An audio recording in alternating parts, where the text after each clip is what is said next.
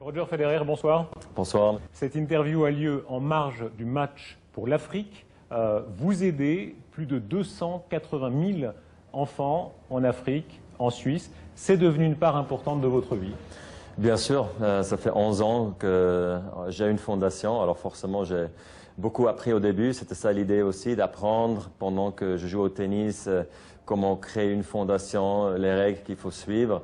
Et au fur et à mesure, on commence à grandir, on commence à faire plus d'argent, comment on le distribue, comment on choisit les projets. Et aujourd'hui, on est ici, match d'Afrique numéro 3 contre Andy Murray.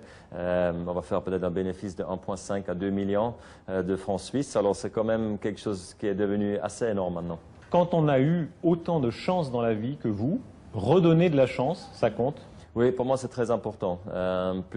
Comme je voyage beaucoup, c'est vrai, je voyage dans les meilleurs endroits du monde entier, mais en même temps, je vois quand même des situations un peu plus difficiles, surtout quand j'étais plus jeune aussi avec mes parents, quand j'étais en vacances en Afrique du Sud, forcément, d'où est ma mère. Ça m'a beaucoup touché et quand j'ai commencé à avoir un peu de succès sur le circuit, j'ai dit, on s'est dit, on peut redonner quelque chose, un peu de la chance que nous on a eue, c'est vrai. Vous faites rire les enfants. Je voyais quand vous jouez avec la banane pour faire rire les gosses, etc. C'est vrai. Là, il y a un contact. Pour moi.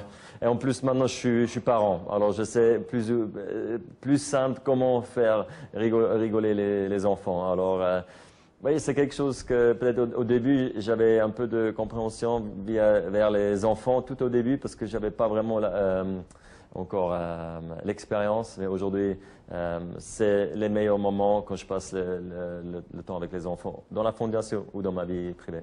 Il y a l'aide matérielle, mais il y a aussi le modèle que vous représentez pour les enfants. Et ces derniers mois, 2017, cette espèce de renaissance, vous l'attribuez à quoi? Je pense que j'ai fait le bon et le seul bon choix l'année dernière de faire une coupure après Wimbledon. C'était plus possible de continuer avec ce genou bizarre que j'avais.